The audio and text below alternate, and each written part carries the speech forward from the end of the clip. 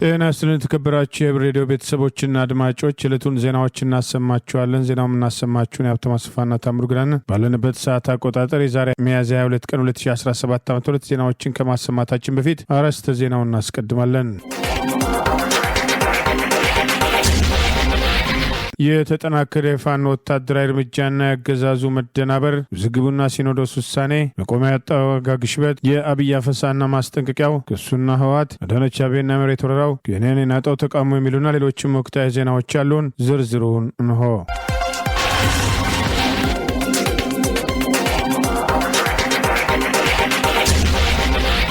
የአማራ ፋኖ በጎጃም በአምስተኛ ክፍለ ጦር ያደረገውን ውጊያ ጨምሮ በተለያዩ ግንባሮች ዛሬም ወታደራዊ ውጊያውን አጠናክሮ መቀጠሉን በጠላት ላይ ከፍተኛ ሰብአዊና ቁሳዊ ኪሳራ እያደረሰ መሆኑን ገለጸ።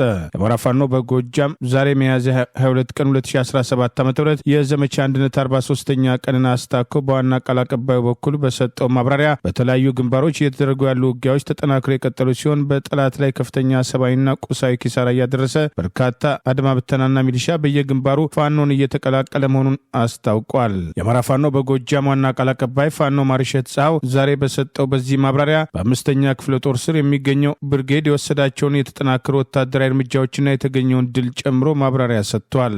እንግዲህ የአማራ ፋኖ በጎጃም በዘመቻ አንድነት 43ኛ ቀን ዛሬም በጠላት ላይ መብረቃዊ ጥቃት በመፈጸም በየአቅጣጫው ሰብአዊና ቁሳዊ ኪሳራ ማድረስ ችለናል። በአማራ ፋኖ በጎጃም አምስተኛ ክፍለ ጦር ወንበርማ ብርጌድ በሁለት ቦታዎች ላይ ዛሬ ባደረገው ውጊያ ሲንቀሳቀስ የነበረውን ጠላት አቅጣጫ በማስቀየር ሙትና ቁስለኛ በማድረግ ወደ መጣበት አቅጣጫ መልሶታል። በዚህም ያልተያዙ ቀጠናዎችን ለመያዝ ከተሞችን ለመያዝ ሲንቀሳቀስ ነበረ።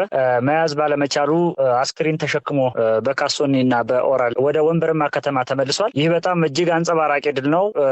ሽንዲ ወንበርማ ማለት ጎጃምን ከዲዛሞ የሚያገናኝ ትልቅ ስትራቴጂክ ቀጠና በመሆኑ ያን ቀጠና በተደጋጋሚ ለመያዝ ከፍተኛ ጥረት ሲያደርግ ነበረ። ነገር ግን አልተሳካለትም። ዛሬም የዚህ ዋና ማሳያ ሆኖ አግኝተነዋል። አከርካሪው ተመቶ ተመልሷል።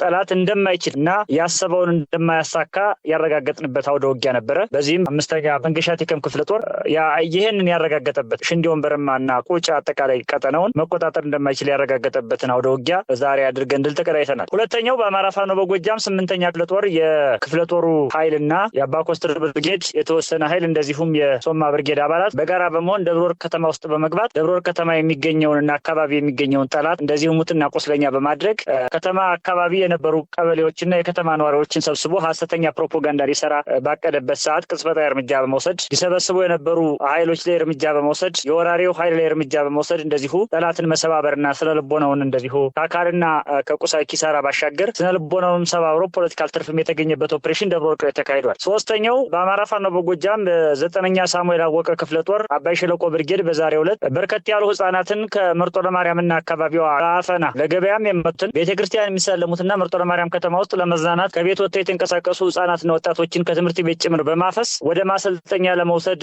በብዙ መኪና ሲያንቀሳቀስ የነበረው ጠላት ሾተል ማጠቢያ የተባለ ቦታ ላይ እንደዚሁ አባይ ሸለቆ ብርጌድ ደፈጣ በመያዝ ሙሉ ለሙሉ ተጭነው ሊሄዱ የነበሩ ህጻናትና ወጣቶችን ማስቀረት ተችሏል። በዚህም ጠላት ተመልሶ ያሰበው ሳይሳካለት ራሱን ለማስመለጥ ምልምሎችን ወይም ሱ አፍኖ የወሰዳቸውን ኃይሎች ጥሎ ሲሸሽ እነሱ ደግሞ ተቀላቅለዋል ወደ ወገን ማለት ነው። በአጠቃላይ በአማራ ፋኖ በጎጃም ሰሞንኛ እንቅስቃሴያችን ከማጥቃት መከላከል ባሻገር በሪፎርም ጥልቅ ታድሶ ግምገማ ህዝባዊ ውይይት እያደረግን እንገኛለን። ይሄን ከዚህ በፊትም ገልጬዋለሁ። በዛሬው ዕለትም ከወደ ውጊያ ባሻገር በ7ኛ አዲስ አለማየሁ ክፍለ ጦር የክፍለ ጦር ሪፎርም ሰርቷል። የአማራ ፋኖ በጎጃም ከተመሰረተ ጊዜ ጀምሮ 7ኛ ክፍለ ጦር ከተቋቋመ ወዲህ በርካታ ጀብዶች በርካታ ገድሎች ተሰርተዋል። ጠላትም በሚገርም ሁኔታ ሙትና ቁስለኛ የሆነበት አከርካሪ የተሰበረበት ቀጠና ነው 7ኛ ክፍለ ጦር። እንደሚታወቀው ወደፊት አንድነት ፈጥረን ወደ አዲስ አበባ ለመገስገስ ለምናደርገው ጠንካራና ፈታኝ ጉዞ በሳል የሚባሉ አመራሮችን በሪፎርም ስም ወደፊት ለማምጣት በተደረገ የጥልቅ ግምገማና አካሄድ ሪፎርም ተሰርቶ 7ኛ ክፍለ ጦር እንደ ሌሎች ክፍለ ጦሮች ሁሉ ራሱን እንደ ንስር አድሶ ዛሬ ላይ ስራውን ጨርሷል። ህዝባዊ ውይይትን በተመለከተ በ8ኛ ክፍለ ጦር ቀጠና፣ በ1ኛ ክፍለ ጦር ቀጠና፣ በ3ኛ ጎጃም አገው ምድር ክፍለ ጦር ቀጠና፣ በ9ኛ ሳሙኤል አወቀ ክፍለ ጦር ቀጠና በርከት ያለ በሺ የሚቆጠር የአርሶ አደር ማህበረሰብ ማህበረሰባችን ስብሰባ ከድርጅት ስራ አስፈጻሚ አካላት ጋር ስብሰባ አድርጓል። በዚህ ስብሰባ የጎጃም አማራ እንዳከራረም ሁሉ ይህን ስርዓት እስከ መጨረሻ ለመቅበር በሚደረገው አማራዊ ህልውና ተጋድሎ የአንበሳውን ድርሻ ለመውሰድና ለሚደረግለት የክተት ጥሪ ጨርቄን ማቄን ሳይል በዚህ ዘመቻ ገድል ሰርቶ ታሪካዊ ስሙን እንደገና ለማደስ የጎጃም አማራ ዝግጁ መሆኑን በሁሉም ክፍለ ጦሮች በሁሉም አካባቢዎች ያለው ማህበረሰባችን ቃል ገብቶልናል። አልቢን መንሽሩን ክላሽና ጓንዴውን ጎልሎ ለሚደረግለት ጥሪ ማንኛውንም አይነት መስዋዕትነት ከፍሎ ብልጽግና ለማስወገድ ዝግጁ መሆኑን አረጋግጦልናል። ይህ በእንዲህ እንዳለ አገዛዙ በእነማይ ወረዳ ዲማ ቀበሌ ነገ ሚያዝያ 23 ቀን 2017 ዓ.ም የታላቁ ዲማ ጊዮርጊስ ዓመታዊ ክብረ በዓል እንዳይከበር ቤተክርስቲያን ዙሪያ ምሽግ በመቆፈር ምዕመናን ላይ ከወዲሁ የማሸማቀቅ የመደብደብና የማስፈራራት የዝርፊያ ስራ እየሰሩ ምዕመናን በዓሉ እንዳያከብሩ ከወዲሁ እየመለሱ መሆኑን ማምሻውን ከአካባቢ ያገኘነው ተጨማሪ መረጃ ይገልጻል። ኢትዮጵያ በዓለማችን ግዙፍ የተባለም የዋጋ ግሽበትም ወይም ኢንፍሌሽን ውስጥም እንደምትገኝ አንድ ምዕራባዊ የምጣኔ ሀብት ባለሙያም ተናገሩም። ለዚህም የዋጋ ንረትም ወይም ግሽበትም የጠቅላይ ሚኒስትር አብይ አህመድ አስተዳደርን ወቅሰዋል። በአሜሪካው የጆንስ ሆፕኪንስ ዩኒቨርሲቲ የአፕላይድ ኢኮኖሚክስ ፕሮፌሰር የሆኑትም በቀድሞው የአሜሪካው ፕሬዚዳንት ዶናልድ ሬገን ዘመን የነጩ ቤተ መንግስት በንግድ ዘርፍ ጉዳይ በተያዘም ሹም የነበሩትም ስቲቭ ሃንኬም በተደጋጋሚ ባካሄድኳቸው ባሉት የመረጃ ማሰባሰቢያ የኢትዮጵያ የዋጋ ግሽበት ወይም ኢንፍሌሽን በ39 ከመቶ በአመትም ይሆናል። ይህም ኢትዮጵያን በዓለም ላይ ስድስተኛዋም ከፍተኛ ዋጋ ግሽበትም ከተመዘገባቸው አገራት መካከል አንዱ ያደርጋታል ብለዋል። ስቲቭ ለዚህም የዋጋ ግሽበትም መንስኤው ግትር፣ ሙሰኛና አቅመቢስ ያሉትም የጠቅላይ ሚኒስትር አብይ አህመድን አስተዳደርን ወቅሰዋል። ስቲቭም ሃንክም ባለፈው ሚያዝያ ወይም በፈረንጆቹ አፕሪል 25 አካሄድኩት ባሉት የዓለም የግሽበትም ስሌትም ደቡብ ሱዳን በ176 በአመት፣ ቬንዙዌላ 136 በመቶ በአመት፣ ሱዳን 93 ከመቶ በአመት፣ ዚምባብዌ 53 ከመቶ በአመት፣ ናይማር ወይም በርማ 53 ከመቶ በአመት፣ ኢትዮጵያም 39 ከመቶ በአመት፣ ናይጄሪያ 29 ከመቶ፣ ኢራን 27 ከመቶ በአመት የዋጋ ግሽበት ወይም ኢንፍሌሽን ይገጥማቸዋል ብለዋል። ከምጣኔ ሀብቱ ፕሮፌሰሩም ስቲቭ የተቀረበውን ትንበያም በተመለከተ የኢትዮጵያ መንግስትም ቀጥተኛ ምላሽ ባይሰጥም የብሔራዊ ባንክም ገዢው አቶ ማሞ ምህረቱ ከአንድ ሳምንት በፊትም የሰጡትን አስተያየትም ጠቅሶ ሮይተርስ የዜና አገልግሎት እንደዘገበው አስተዳደራቸው ወስዶታል ያሉትን ለውጥና የሪፎርም ሂደትም የኢትዮጵያ የኢንፍሌሽን ፍጥነትም በቀጣዩ የፊስካል አመት በ10 ከመቶ እንደሚቀንስ፣ ለዚህም ከዓለም አቀፉ የገንዘብ ተቋም IMF የተገኘው የ3.4 ቢሊዮን የአሜሪካን ዶላር የአራት ዓመት የፈንድ ዋነኛም ሚናም ተጫውቷል ማለታቸውን ሮይተርስም ዘግቧል። ላለፉት 3 ተከታታይ ዓመታትም 30 ከመቶ ተመዝግቦ የነበረው የኢትዮጵያ የዋጋ ግሽበት ወይም ኢንፍሌሽን ባለፈው መጋቢት ወር ውስጥ ወደ 13 ከመቶ ዝቅ ማለቱን አቶ ማሞ መናገራቸውን የጠቀሰው ሮይተርስ የዜና አገልግሎትም ለወትሮም የኢትዮጵያ መንግስትም ዋነኛም ዕለታዊ ስጋት የነበረው በባንክ ውስጥም የተቀመጠው ተጠባባቂ የውጭ ምንዛሬ ሪዘርቭ በአሁኑ ወቅት በሁለት እጥፍ ማደጉን የባንኩ ገዢው አቶ ማሞ መናገራቸውን ዘግቧል። የአማራ ፋኖ በወሎ ቤት አማራ ዛሬ ባወጣው መግለጫ ዘመቻ አንድነት ተጠናክሮ መቀጠሉን በተለያዩ ግንባሮች እየተወሰደ ያለው ወታደራዊ እርምጃ መጠናከሩን በውጫሌና አካባቢ የተደረገው ውጊያ ተከትሎ ከፍተኛ ድል መቀዳጀቱን አስታውቋል። የአማራ ፋኖ በወሎ ቤት አማራ ዘመቻ አንድነት 43ኛ ቀንን አስታኮ ዛሬ ሚያዝያ 22 ቀን 2017 ዓ.ም በሰጠው ማብራሪያ ተጠናክሮ በቀጠለው ዘመቻ ራሳሊ ክፍለ ጦር ውጫሌ ከተማና በዙሪያዋ ታላቅ ጀብዱ መፈጸሙን አስታውቋል። የፋሽስቱ የአብይ አገዛዝ ስልጣን ጠባቂ ቡድን ትላንት ሚያዝያ 21 ቀን 2017 ዓ.ም ውጫሌ ከተማ ህዝብን ሰብስቦ እንደተለመደ የውሸት ፕሮፓጋንዳ ሊነዛ ሲንቀሳቀስ ከተማው ድረስ ሰርገው በመግባትና በከተማው ዙሪያ በከፈቱት የማጥቃት እርምጃ በርካታ ዙፋን ጠባቂ ሰራዊት ሙትና ቁስለኛ በማድረግ ጠላት ያሰበውን ማሳካት ሳይችል የቀረ ኃይሉ መፈርጠጡን የአማራ ፋኖ በወሎ ቤት አማራ አስታውቋል። ትላንትናና ዛሬ የነበሩት ውጊያዎችና ወታደራዊ እንቅስቃሴዎችን በተመለከተ የአማራ ፋኖ በወሎ ቤት አማራ የህዝብ ግንኙነት ኃላፊ ፋኖ አበበ ፈንታው ማብራሪያ ሰጥቷል። ግዙፍ ጦሮችና በስራቸው ባሉ ክፍለ ጦሮች አሁን ተጋድሎ የቀጠሉበት ሁኔታ አለ። ከአውደ ውጊያ ጋር በተያያዘ በትላንትናው ዕለት ሚያዝያ 21 2017 ዓ.ም እና በዛሬው ዕለት ልጅ ኢያሱ ኮር በራሳሊ ክፍለ ጦር በተለይ ትላንትና አገዛዙ ዶቦሎ ውጫሌ ከተማ በመግባት የተለመደውን የሐሰት ፕሮፓጋንዳውን ህዝብ በአዳራሽ በመሰብሰብ ለመርጨትና ለመንዛት በገባበት ሁኔታ በጀግኖቹ ተጋድሎ ስብሰባውንም ማቋረጥ ተችሏል። ችሏል። አጠቃላይ እዛ አካባቢ በነበረ በርካታ ትንቅንቅና ተጋድሎም ራሳሊ ክፍለ ጦር 2ኛና 4ኛ ሻለቃ ብርቱ ትንቅንቅና ተጋድሎ በማድረግ በርካታ ዙፋን ጠባቂ ሰራዊት ሙትና ቁስለኛ በማድረግ ታላቅ ድል ተቀዳጅተዋል። ከምንም በላይ አጠቃላይ የህዝብ ማጭበርበርና ደመሰስ ነው አጥፍተናቸዋል የሚለው ማጭበርበሪያቸውና ከጠፉ ታዲያ ለምን አስገቧቸው ለምን ሰላም ፈጠሩ ትሉናላችሁ በሚል ደግሞ የህዝብ ምላሾች ካሁን በፊት እንደነበሩ ይታወቃሉና ህዝብ ደግሞ ይሄን ምላሽ ሲሰጥ እንግዲህ ከፍተኛ የመከላከያ መኮንኖችም የካድሬዎች ጭምር ይበሳጭና እነዛን ሰዎች በግል ያናገሩ አልፎ ማፈናና እስር ያደርጉ ነበር እንደሚታወቀውና አሁንም ይሄንን ፕሮፓጋንዳውን በተለይ ፋኖ በዚህ በዘመቻ አንድነት በርካታ ቀጠናዎችን ይዞ የነበረውንም አሁን አዲስ የሚይዛቸውንም አደረጃጀት የመስራትና ትግሉ የደረሰበት ነባራዊ ሁኔታ የማሳወቅ አጠቃላይ ፖለቲካ ንቃተ ህሊናውን የማሳደግና የሀገሪቱን ነባራዊ ሁኔታ የቀጠናውንም የማስረዳት ጭምር ስራ እየተሰራ ነው የሚገኘው። ከዚህ ጋር ተያይዞ በተጓዳኝ ጠላትም በዚሁ በጥቁር አስፋልት በወረዳና በዞን ከተሞች እንደዚህ አይነት ስራዎችን ለመስራት ይሞክራል። እሱን በትግል እያስቆምን ያለንበት ሁኔታ አለ። ሌላው ከዚህ ጋር ተያይዞ በዚሁ ውጫሌ ላይ በከባድ መሳሪያ ከውጫሌ ወጣ ብሎ ያስወነጭፍ ስለነበር ሰርጎ የገባ ኃይልም ስለነበር ራሳሊ ክፍለ ጦር ማለት ነው ወደ ከተማው በመጣል ህጻናቶችን ትምህርት ቤት የሚማሩ ህጻናቶችንም ጭምር ጉዳት ያደረሰበት ሁኔታ አለ። በዚሁ በልጅ ኢያሱ አሁንም ተጋድሎ ቀጥሎ ዛሬም አምባሰል ሮቢት አካባቢ ማምሻውን አሁን ድረስ ተጋድሎ አለ። መረጃዎች እንደደረሱ የምናደርሳችሁ ይሆናል። ከዛ በዘለለ በበርካታ ቀጠናዎች በተለይ በአውደ ውጊያ እየተሸነፈ ሲመጣ የህዝብ መሰረተ ልማቶችን በተለይ ማህበራዊ አገልግሎቶች መብራት ማቋረጥ፣ ቤንዚል ወደ ገጠር ከተሞች እንዳይገባ ማድረግ፣ ዋጋውን ጨምር ማድረግ በጣም በከፍተኛ ሁኔታ ህዝቡ በቤንዚል ምክንያት በጣም ብዝበዛ ነው እየተበዘበዘ ያለው። አገዛዙ ከማደያዎች በጀሪካን ከሚቀዳውም አጠቃላይ ከሚታወቀው ታሪፍ ጭምር በመጨመር የኃይል አማራጮችን ህዝቡ እንዳይጠቀም በማድረግ በርካታ በዚህ አሽመደምዳለሁ የአውደ ውጊያ የፋኖን ድልም መቀልበስ ይችላሉ በሚል ህዝባችን ላይ የህክምና ጦር ያው እንደምታውቁ ባዮሎጂካል ጦርነት ፈተብን ከአመት በላይ ተቆጥሯልና ፋኖ በተቆጣጠራቸው አካባቢዎች የሚገኙ ጤና ጣቢያዎች፣ ጤና ኬላዎች የህክምና መድኃኒቶችም ህክምና ቁሳቁሶችም የሚደርስበት ሁኔታ የለም።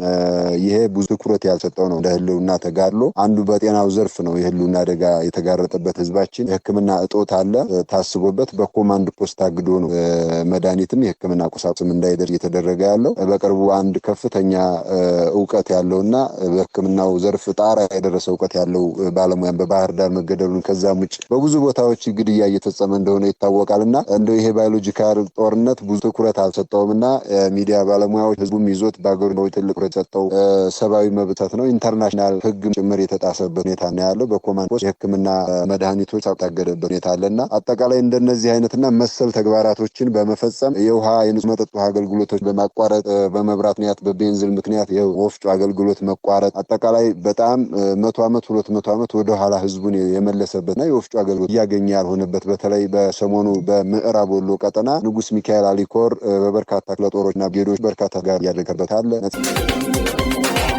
የኢትዮጵያ ኦርቶዶክስም ቋሚ ሲኖዶስ ብፁዕ አቡነ ገብርኤል ከቤተ ክርስቲያኒቱም የነገረ ማርያም አስተምሮት ውጪ በፍኖተ ጻድቅም ጠቅላላ ማህበር አዳራሽ ላይ በቅርቡ የሰጡት ትምህርትና በማህበሩ ሚዲያም የተላለፈው ሁኔታ በተመለከተ በዛሬው መደበኛ ጉባኤው በሰፊው ተወያይቶም ለመወሰን በጊዜው ቀጠሮ መሰረት በጉዳዩ ዙሪያ ጥልቅ ውይይት ካደረገ በኋላ ውሳኔዎችን አስተላልፏል። በዚህም ውሳኔው ፍኖተ ጽድቅም ጠቅላላ ማህበር በተለያዩ ጊዜያትም ከቅድስት ቤተ ክርስቲያን አስተምሮት ውጪ በሚዲያም ያስተላለፈው የስህተት ትምህርት የቤተ ክርስቲያኒቱን አባቶች ሊቃውንቶችና መላው ህዝበ ክርስቲያንን ያሳዘነ በመሆኑ በማህበራት ምዝገባ ክትትልና ቁጥጥር መመሪያም በኩል ጊዜያዊ የእገዳ ደብዳቤ እንዲደርሰው በመመሪያውም በኩል አስፈላጊው ጥብቅ ክትትል እንዲደረግ ሆኖ በጉዳዩ ላይ የመጨረሻ ውሳኔ መስጠትም ይችል ዘንድ 5 አባላት ያሉትም ኮሚቴዎች እንዲቋቋም ወስኗል። በዚህ መሰረትም ቋሚ ሲኖዶሱ ያቋቋማቸውን አጣሪ ልዑካን አጠቃላይ የማህበሩን ሁለንተናዊ እንቅስቃሴና በሚዲያው ያስተላለፏቸውን የስህተት ትምህርቶችን በተመለከተ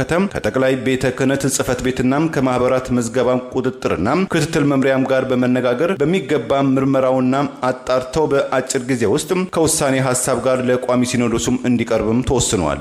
ብፁዕ አቡነ ገብርኤል ማርያም ቤዛዊት ዓለም አትባልም በማለት ከቤተ ክርስቲያኒቱ የነገረ ማርያም አስተምሮት ውጪ የሰጡትም ሕጸጽ ያለበት ትምህርት በሊቃውንት ጉባኤ በኩል በሚገባም ተመርምሮና ተጣርቶም ከመፍትሄ ሐሳብ ጋር ለቋሚ ሲኖዶስ በአስቸኳይ እንዲቀርብ በጽኑነታቸውም ጉዳዩ ተጣርቶ የመጨረሻ ውሳኔ እስኪያገኝ ድረስ በመንበረ ፓትርያርኩም ጠቅላይ ቤተ ክህነት ጽሕፈት ቤት ግቢ ውስጥ በሚገኘው መኖሪያ ቤታቸው በተአቅበው እንዲቆዩ ውሳኔ ተላልፏል። በሌሎች መምህራን የተላለፉ ንፋቄ ያለባቸው ትምህርቶችም ካሉ የሊቃውንት ጉባኤም ከቤተ ክርስቲያኒቱም አስተምሮት አንጻር በሚገባም መርምሮና አጣርቶም ከመፍትሄ ሐሳብ ጭምር በአጭር ጊዜ ውስጥ ለቋሚ ሲኖዶሱም እንዲቀርብም ተብሏል። የኢትዮጵያ ኦርቶዶክስ ተዋሕዶ ቤተክርስቲያን መገናኛ ብዙሃን ስርጭት ድርጅት ለፍኖተ ጽድቅም ጠቅላላ ማህበረ ሚዲያ የአየር ሰዓት የሰጠበትን ዝርዝር ሁኔታ ከማህበሩ ጋር በተያያዘ አየር ላይ የዋላቸውን ትምህርቶችን የሚያሳይ ሪፖርትም እንዲያቀርብ ይደረግ በማለትም ቋሚ ሲኖዶሱም ወስኖ የዕለቱን ጉባኤ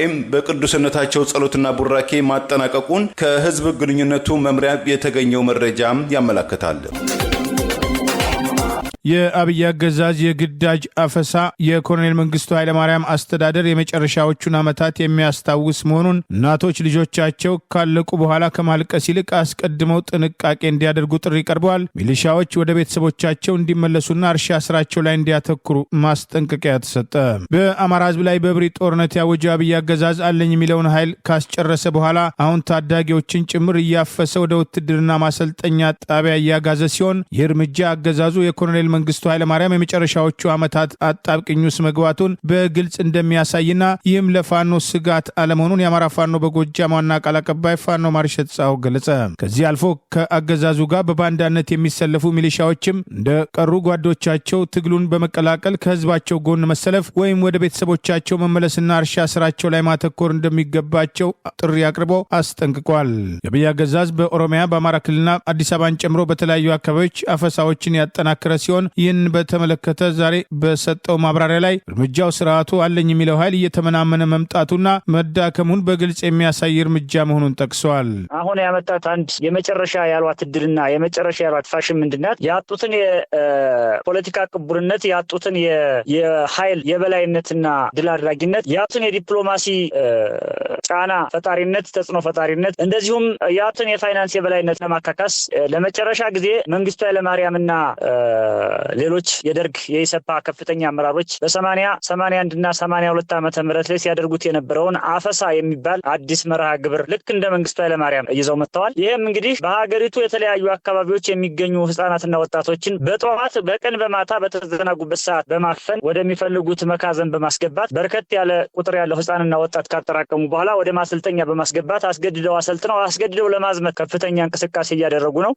ይህም በእኛ አንግል በእኛ በፋኖ እንዲሁም በአማራ ህዝብ የህልውና ታጋይ ስም እና እይታ ሌላ መገለጫ ዴፊኒሽን ወይም ቋንቋ አለው። ይህ አፈሳ የሚባለው እኛ እንዴት ነው የምንገልጸው? ሲኒየር የሚባለው የውጊያ ልምድ ያለውና በተለይ ብልጽግናና ህወሓት ባደረጉት ጦርነት ውስጥ የሶስት ጊዜ ሙሉ የመደበኛ ጦርነት ልምድ ያለው ወታደር እኛ ደምስሰነዋል ማለት ገድለነዋል፣ ማርከነዋል፣ አስከድተነዋል ወይም ቁስለኛ አድርገን ከጥቅም ውጭ አድርገነዋል ማለት ከነመሳሪያው። ስለዚህ አሁን አብይ አህመድ የቆመው ምን ላይ ነው ካልከኝ የደከመ ዲፕሎማሲ፣ የደከመ ፖለቲካ፣ የደከመ ኢኮኖሚ፣ የደከመ ማኔጅመንት፣ እርስ በርስ የማይተማመን አመራር እና እጅግ በጣም ህፃን የሆነ የውጊያ ልምድ የሌለው ዓላማ የሌለው ወታደር ሰብስቦ ነው ያለው። ይህንን ሪከቨር ለማድረግ የኃይል ብልጫ ወስዳለው፣ የሰራዊት ቁጥር ብልጫ አመጣለሁ በሚል ነው አፈሳ እያደረገ ያለው። በየትኛውም አካባቢ ያለ አማራም ሆነ ሌላው ኢትዮጵያዊ ለጣረሞት ላይ የሚገኘው ይህ ስርዓት ልጆችና ህፃናትን በግድ እያፈሰ ወደ ማሰልጠኛ እያስገባ በመሆኑ በመጀመሪያ ትምህርት ቤትም ከመላክ ጭምር ተቆጥቦ ከቤትም ከግቢም ከየትም እንዳይወጡ ልጆቹን ከመከልከል ራሱን ከሞት እንዲያድን ቤተሰቡን ከሞት እንዲያድን ጥሪ እናቀርባለን። ምክንያቱም እስካሁን ከሐምሌ 27 2015 ዓመተ ምህረት እስከ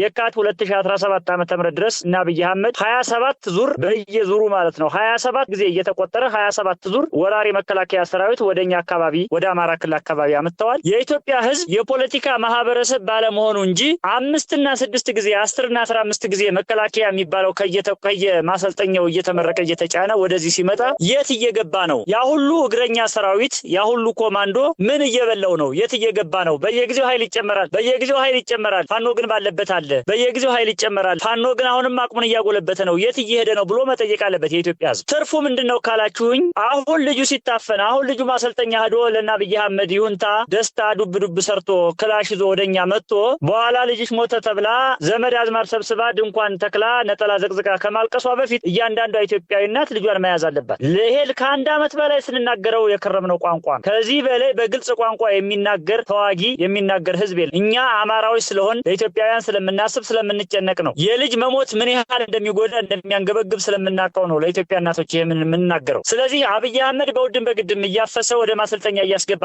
ወደኛ አካባቢ እያመጣ በፋኖ ከሚያስበላቸው ከሚያስገድላቸው ኢትዮጵያውያን በሙሉ ልጆቻቸውን ሴቭ ያድርጉ ይያዙ። በኋላ ልጅ ሞተ ብሎ ነጠላ ዘቅዝቆ ድንኳን ተክሎ ማልቀስ ጥቅም የለውም የሚል መልእክት እየተናገር ነው። ዛሬም ደግመዋለሁ።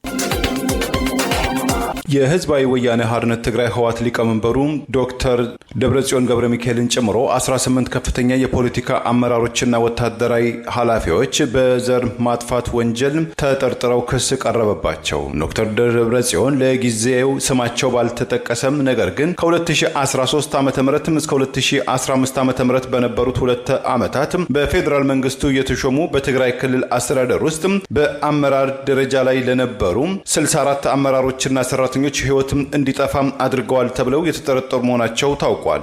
ለፌዴራል ፖሊስ ኮሚሽን በጽሁፍም የቀረበው የክስ ማመልከቻ ያስገቡት አቶ አበራ ኢቦስ በተባሉ የህግ ባለሙያ ጠበቃና በቀድሞው የትግራይ ክልል ጊዜያዊ አስተዳደር የፍትህ ቢሮ ኃላፊ ሲሆኑ ዶክተር ደብረጽዮን ጨምሮ 18ቱ የቀድሞው የህወሓት አመራሮችና ወታደራዊ ባለስልጣናት በ64 ነፍሳት መጥፋት ጋር በተያያዘ ተጠያቂዎች ናቸውም ተብሏል።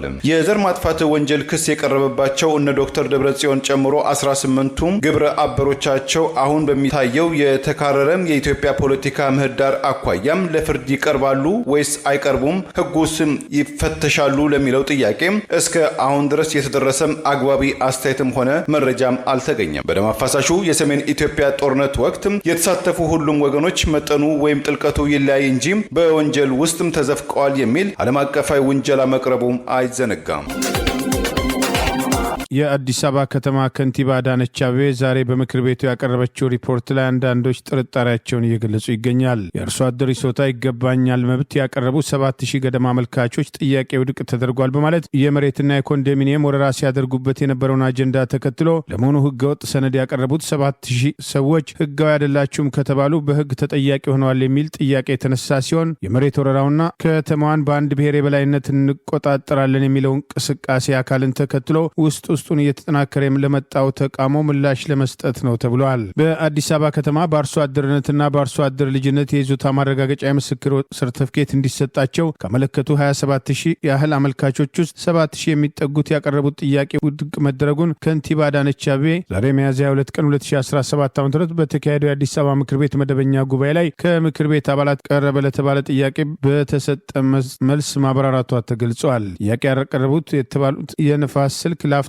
ክፍለ ከተማ ምክር ቤት ተመራጭ የሆኑት ሌኒ አየለ ሲሆኑ ከአርሶ አደሮች የይዞታ መብት ጋር በተያያዘ ያሉ የመልካም አስተዳደር ችግሮች መነሳታቸው ተገልጿል። የአዲስ አበባ ከተማ አስተዳደር የአርሶ አደሮች የይዞታ መብትን ለማረጋገጥ እያካሄደ ያለውን የመሬት ልኬት ስራ፣ የመረጃ ማደራጀት፣ የተደራጀውን የማጥራት ስራዎች የምክር ቤት አባሏ ማድነቃቸውን የጠቀሱ ዘገባዎች አርሶ አደሮች የይዞታ መብታቸውን የሚያረጋግጥላቸው ካርታ የማዘጋጀት ስራ በተቀላጠፈ ሁኔታ በፍጥነትና በጥራት መሰራት ይገባዋል በማለት አስቀድሞ በአርሶ አደር ስም የተቀራመቱትን መሬት ህጋዊ ለማድረግ ያላቸውን እቅድ በተዘዋዋሪ ያሳያል ተብሏል። በርካታ ኮንዶሚኒየሞችን ለዓመታት በመቆጠብ በዕጣ ሲጠባበቁ የነበሩ ነዋሪዎች ባሉበት ለኦሮሚያ አርሶ አደሮችና ከቦታው ለተፈናቀሉ የአርሶ አደር ልጆች እንሰጣለን በሚል ከዚህ ቀደም በርካታ ኮንዶሚኒየሞችን በዕጣ ውስጥ መካተት በማይገባቸው የከተማዋ ነዋሪ ላልሆኑ ከተለያዩ ኦሮሚያ ክልል ላመጧቸው ካድሬዎችና የስርዓቱ ሰዎች ያከፋፈለው የከተማ አስተዳደሩ ደረጃ በደረጃ የከተማዋን መሬቶችን በተመሳሳይ ሽፋን ሲቆጣጠር እንደነበር ታውቋል።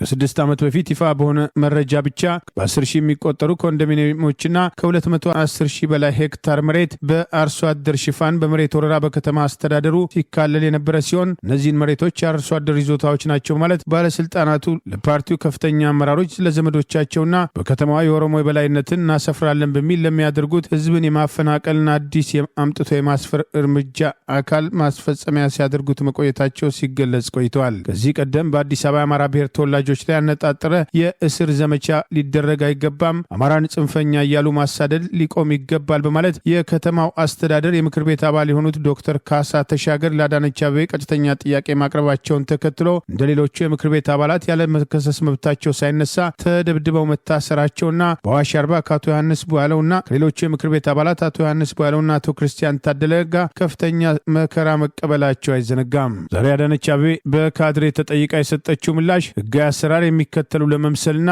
በአርሶ አደር ስም የሚያደርጉትን የመሬት ቅርምትም ህጋዊ ለማድረግ የተሰጠ ሽፋን መሆኑ የተጠቀሰ ይገኛል። ዶክተር ካሳ ተሻገር በእስር ላይ ሆነው ከእናቱ ዮሐንስ ቧያለው ጋር በማንነታቸው ሳቢያ በፈጠራ የሽብር ክስ ተከሰው ጉዳያቸውን እየተከታተሉ መሆኑ አይዘነጋም።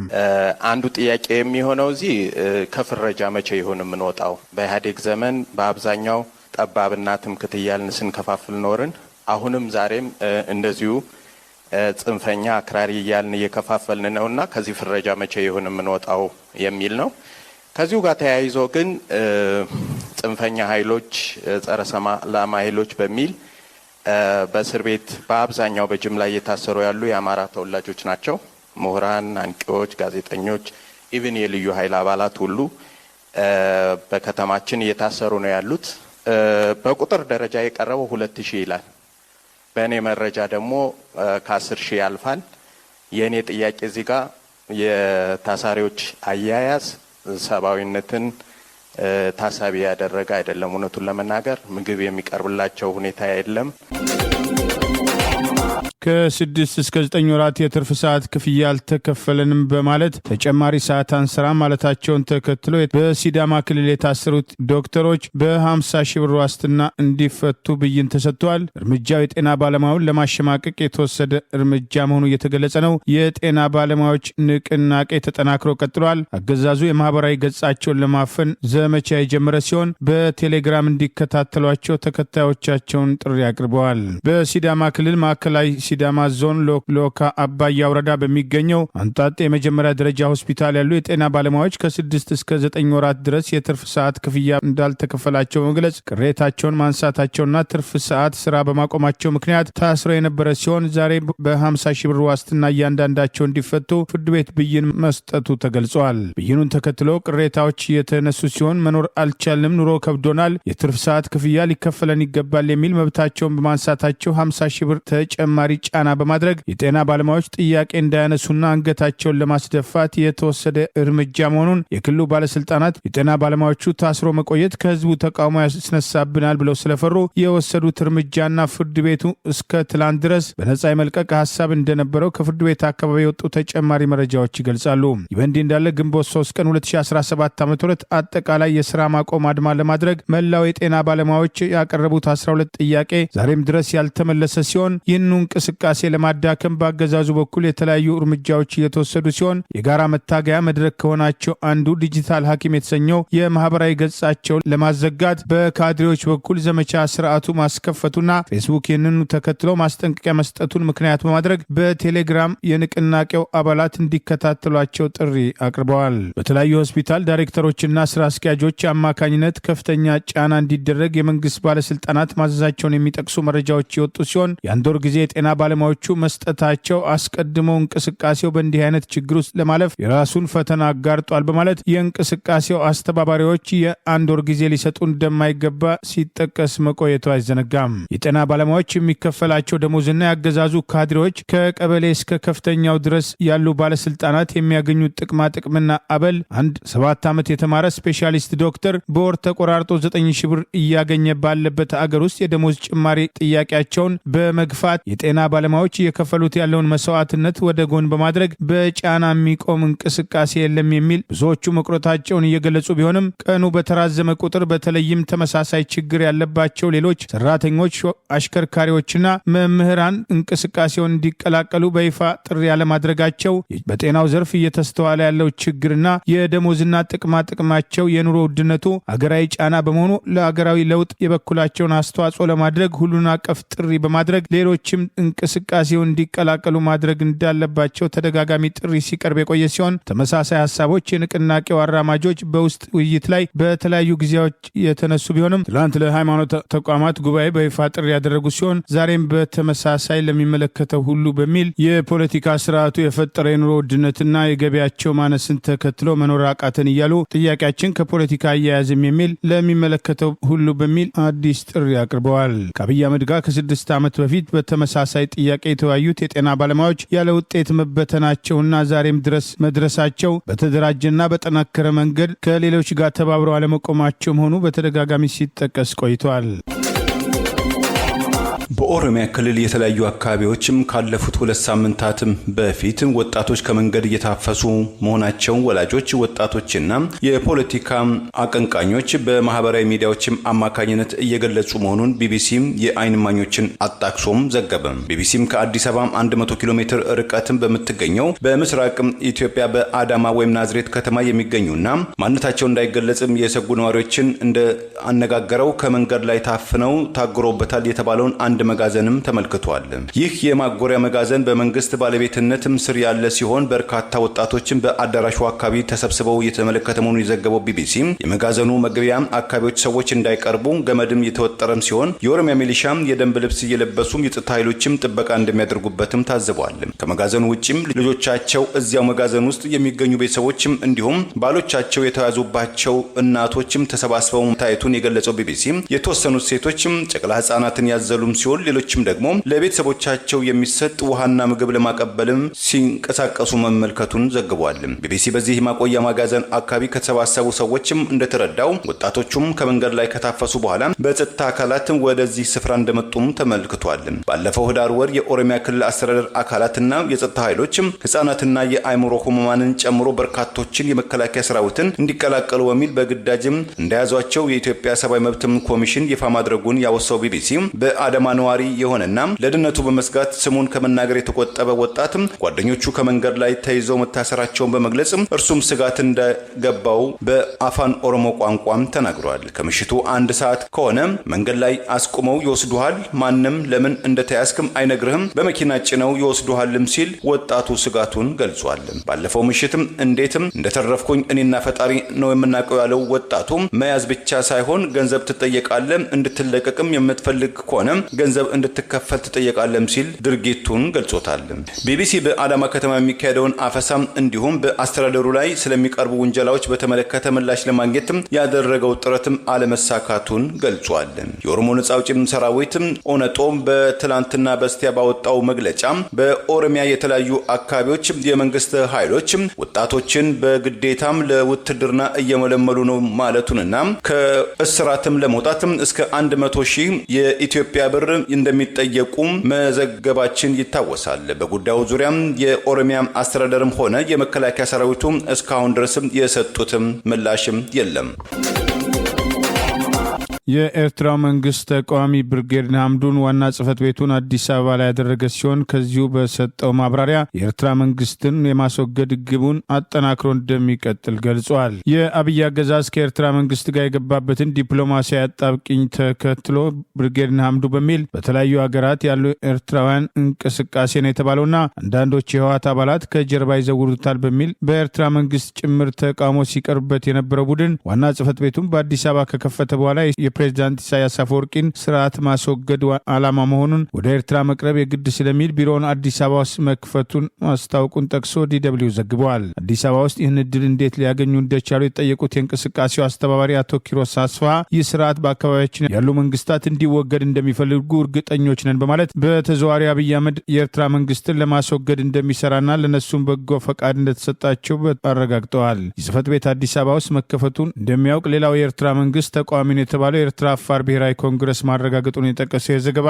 ይሁንና ምን ያህል ተጨባጭ እውነት ነው የሚለውን ከኢትዮጵያ ከመንግስት እስካሁን ማረጋገጥ አልቻልኩም ማለቱን ዘገባው ጠቅሷል። በተለያዩ የአውሮፓ ሀገራት የኤርትራ መንግስት ደጋፊዎች የሚያደርጓቸውን የድጋፍ እንቅስቃሴዎች በመቃወምና በማወክ የተጀመረው ብርጌድ ንሓመዱ የተባለው እንቅስቃሴ ከወራት በፊት አዲስ አበባ ውስጥ ስብሰባ እስከ ማድረግ የደረሰ ሲሆን አሁን ደግሞ የአብዮታችን ማዕከላዊ ጽህፈት ቤት ነው ያሉት ቢሮ አዲስ አበባ መከፈቱን የንቅናቄው አስተባባሪ ኪሮስ አስፋ መናገሩን ዲደብሊው በዚሁ ዘገባ ጠቅሷል። አመልክቷል። አዲስ አበባ የከፈትነው ቢሮ ማዕከላዊ ጽህፈት ቤት ነው፣ የአብዮታችን ወይም የእንቅስቃሴያችን ነው። ብርጌድ ንሓመዱ በየሀገሩ የሚንቀሳቀስና ለሁሉም እንዲያገለግል ተብሎ የተከፈተ ነው በማለት መናገራቸው ተገልጿል። አዲስ አበባ ውስጥ ቢሮ የመክፈት እድል እንዴት ተገኘ ተብሎ ለቀረበላቸው ጥያቄ አዲስ አበባ ውስጥ ብቻ 90,000 ኤርትራውያን ይኖራሉ ያሉት የብርጌድ ንሓመዱ አስተባባሪ አቶ ኪሮስ ይህን እርምጃ ለመውሰድ የውሳኔያቸው መነሻ መሆኑን ኢትዮጵያ ያለው ሁኔታም ሊፈቅድልን ይችላል ብለን ስለተገነዘብን መቅረብ ነበረብን። በተለይ ብዙ ወጣት ኢትዮጵያ ውስጥ ስላለ እሱን ማስተባበር አለብን በሚል ሀሳብ ወደ ኢትዮጵያ መተን ስብሰባ አደረግን። ከወጣቱ ጋር ተነጋግረን ዝግጁ መሆኑን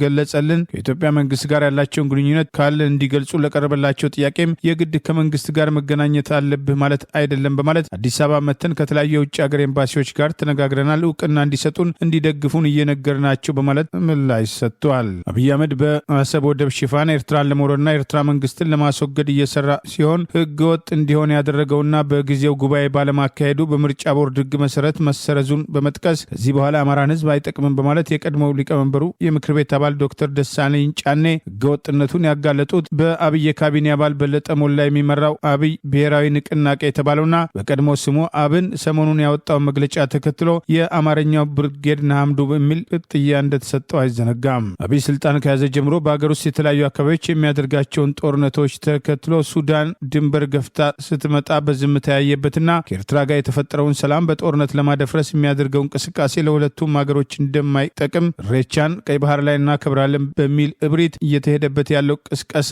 አደገኛ መሆኑ በተደጋጋሚ ሲጠቀስ ቆይቷል። የኤርትራ መንግስት አብይ አህመድ ስልጣን ላይ ከመውጣቱ በፊት ቀደም ሲል የትጥቅ ትግል የሚያደርጉ የተለያዩ የብሔርና ህብረ ብሔር ድርጅቶችን የትጥቅ እንቅስቃሴ ደግፍ የነበረ ሲሆን በአሁኑ ወቅት በይፋ የሚደግፈው እንቅስቃሴ እንደሌለ የሚገለጽ ቢሆንም የአብይ አገዛዝ ከጌታቸው ረዳ በተቃራኒ የተሰለፉ የህወሓት አመራሮች ከኤርትራ ጋር ግንኙነት አላቸው በሚል በተደጋጋሚ መክሰሱ አይዘነጋም። ባለፈው ሰኔ ወር የግብር ጭማሪን በመቃወም በአደባባይ የወጡ የተቃዋሚ ሰልፈኞችን የገደሉ የኬንያ የጸጥታ ኃይሎች ምርመራ እንዲደረግባቸው የሰብአዊ መብት ተሟጋቾች ድርጅቶች ዳግም ጥያቄ አቀረቡ። የኬንያ መንግስት በበኩሉ የቢቢሲን ዘገባ የተንሸዋረረ የአንድ ወገን ሲል አጣጣለ። በኬንያ ፓርላማ አካባቢ በጸጥታ ኃይሎችም የተገደሉ 3 ኬንያንን አስመልክቶም ቢቢሲ አፍሪካ አይ የሰራውን የምርመራ ዘገባን ተከትሎ በርካታ ኬንያን የተቆጡ ሲሆን ፍትህንም ጠይቀዋል። አምነስቲ ኢንተርናሽናል እንደዚሁ የኬንያ የሰብአዊ መብቶች ኮሚሽን በምርመራ ዘገባው ላይ የተለያዩ የጸጥታ ኃይሎች አባላት ህግ ፊት መቅረብ አለባቸው ሲሉም ጠይቀዋል። የኬንያ መንግስትም ቃል አቀባይ አይዛክ ማዋሪ በበኩላቸው በሰጡት ምላሽ እያንዳንዱ ህይወት ለኛ አስፈላጊ ነው፣ በፖሊስ የሚቆጣጠረው ተቋም ምርመራ እየተደረገበት ይገኛል፣ የቢቢሲ ዘገባ ግን ለአንድ ወገን ያደላ ነው ሲሉም ተችተዋል። ምርመራውን የሰሩ አካላት የመንግስትን አስተያየት ማካተት ነበረባቸው ያሉት ኃላፊው ፍትሃዊና ሚዛናዊ ይሁን ሲሉም ጠይቀዋል። ምሳሌም በማቅረብ ፓርላማን በእሳት ሲቃጠል አሳይተዋል። ነገር ግን ማን እንዳቃጠለው አላሳዩም። በፓርላማው ላይ የደረሰውን ውድመትም አሳንሰው ለማቅረብ የፈለጉ ይመስላሉም ሲሉ ተናግረዋል። የተቃዋሚ ሰልፈኞቹ በፋይናንስ ረቂቅ ህጉ ላይ የነበራቸው ጥያቄም ተገቢ ነበር ያሉትም ቃል አቀባዩም በውከትና በብጥብጥ ግን የምትመራ አገር ልትኖር አትችልም ሲሉም የመንግስታቸውን አቋም ገልጸዋል። ቢቢሲም የምርመራ ዘገባው ላይ የመንግስት ምላሽም እንዲሰጥም ጥያቄ አቅርቦ እንደነበረ የገለጸ ሲሆን ማክሰኞ ዕለት በኬንያ ፓርላማ በምርመራ ዘገባው ላይ አጭር ውይይት የተደረገና የህዝብም ተወካዮች ምክር ቤትም አባሉም ጆን ኬሪ ቢቢሲም የውጭ ኃይሎች አጀንዳም ያስተናግዳል ሲሉም የእንግሊዙን የዜና ድርጅትን ወቅሰዋል። ሌላኛው የምክር ቤት አባል ሜሊ አዳምቦ መንግስትና ፓርላማው መገናኛ ብዙሃን ሳይከለክሉ የተቃዋሚ ሰልፈኞች ላይ የደረሰውን በተረጋጋ ሁኔታ መመልከትም ያስፈልጋቸዋልም ሲሉም ገልጸዋል። እኛው ኃላፊም የቢቢሲ ምርመራ ዘገባ በወጣቱ ዘንድ ከፍተኛ ቁጣን ቀስቅሷል፣ መገናኛ ብዙሃንን ልናስቆመው አንችልም ብለዋል። የምርመራ ዘገባውም ከመተላለፉ በፊትም ምላሹን እንዲሰጥ የተጠየቀው የኬንያ ፖሊስም ራስን እንደማይመረምር ገልጾም የኬንያ ፖሊስም እንቅስቃሴዎች በገለልተኛነት የሚቆጣጠረው ተቋም ለቀረቡትም ውንጀላዎች ምርመራን የማድረግም ኃላፊነት እንዳለው ተናግረዋል። የኬንያ የመከላከያ ኃይል በበኩሉም ለቢቢሲ በሰጠው ምላሽም የቀረበበትን ውንጀላም ለመመርመር ስልጣን ያለው አካል በፓርላማው አካባቢ ተሰማርተው በነበሩ አባላት ላይ የቀረበውን ውንጀላም ተከትሎም ምንም አይነት ጥያቄ እንዳላቀረበም ገልጿል። የኬንያ የጸጥታ ኃይሎችም የፋይናንስ ህጉን ረቂቅ ህግን ተቃውመው በተለያዩ አካባቢ አካባቢ አደባባይ የወጡም 65 ሰልፈኞች መገደላቸውን ሲናገሩ 89 ሰዎችም የገቡበትም እንዳልታወቀም የሰብአዊ መብቶችም ተናግረዋል። የኬንያ መንግስት ግን የሞቱትም 42 ሰዎች ብቻ ናቸው ሲል ቁጥሩን ዝቅ ማድረጉም ተመልክቷል። በዛሬ ያሉን ዜናዎች እነዚህ ናቸው። ዜናውን ስታደምጡ ለቆያችሁ የህብር ሬዲዮ ቤተሰቦችና አድማጮች ምስጋናችን ይድረሳችሁ። የህብር ሬዲዮ ኦፊሻል ዩቲዩብ ቻናላችንን ሰብስክራይብ ያላደረጋችሁ ሰብስክራይብ በማድረግ በተጨማሪም የደወል ምልክቱን በመጫን የህብር ሬዲዮ ቤተሰብ እንድትቀላቀሉ በአክብሮት እንጋብዛለን። እንደ ወትሮ ሁሉ የህብር ሬዲዮ ቤተሰቦች ፕሮግራሞቻችንን ላይክ በማድረግ ሼር በማድረግ አስተያየቶቻችሁን በመስጠት አብሮነታችሁን እንድትገልጹ በአክብሮት እንጠይቃለን። በድጋሚ እናመሰግናለን። ጤና ይስጥልን። ቸር እንቆይ።